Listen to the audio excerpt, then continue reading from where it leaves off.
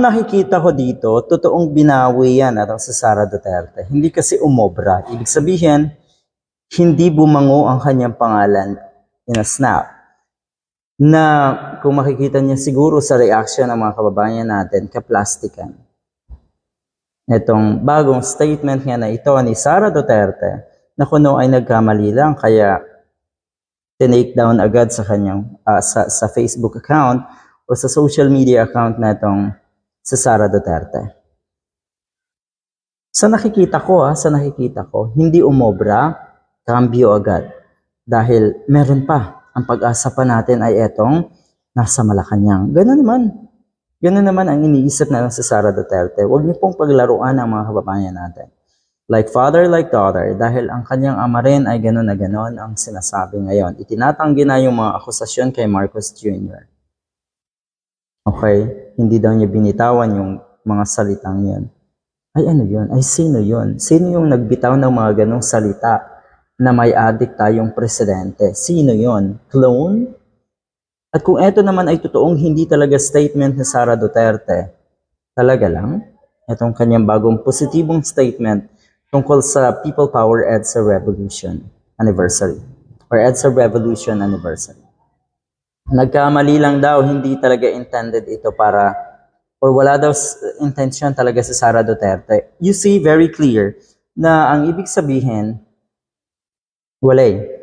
lutang, itong si Sara Duterte. Bakit mo? Ay sa lahat ng pagkakataon sa mga nakikita natin, mga speaking engagement na ito, may kodigo. Minsan,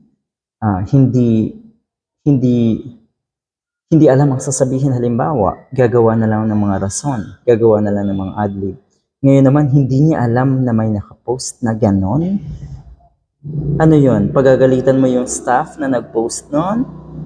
At hindi niya rin alam na parang malabo talaga lang. Kung ako ay isang staff at wala namang iniutos sa akin ang boss ko na ganire at ganon, ba't naman ako magpo-post ng ganon? Mensahe, sinong gumawa nun? Saan ang galing yun? Diba?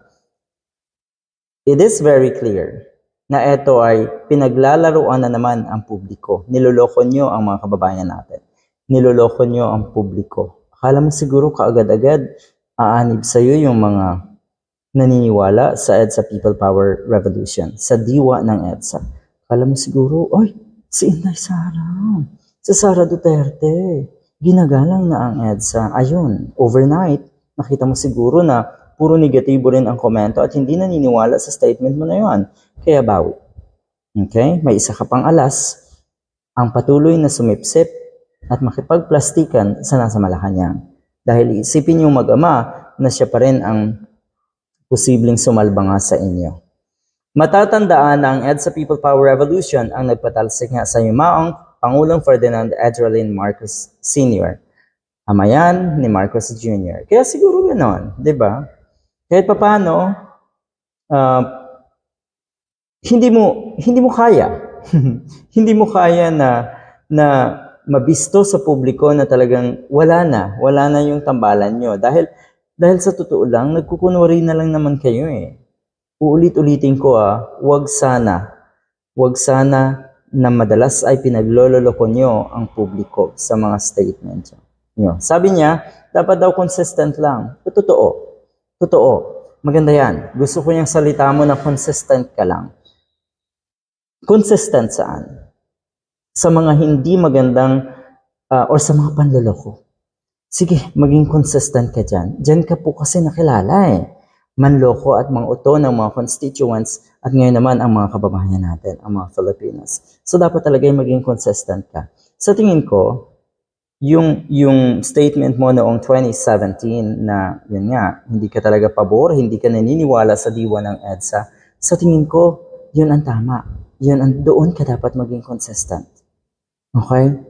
Sabi niya, when I said in 2017 regarding the February 25 EDSA anniversary has never changed. Kung ano daw yung sinabi niya, my position remains the same today. Okay? At yung mga ganyan, hindi mo na dapat sinasabi. Sa tuwing may EDSA People Power Revolution Anniversary, ano yon? Lalabas kayo ng statement na kayo ay hindi pabor, na hindi kayo naniniwala sa diwa ng EDSA, katulad ni Mr. Robin Padilla, sa tuwing anniversary na lang. Hindi ba kayo napapagod sa panluloko sa sarili nyo at sa panluloko sa mga kababayan natin. Abay, nakakapagod yan. Grabe, ano ho?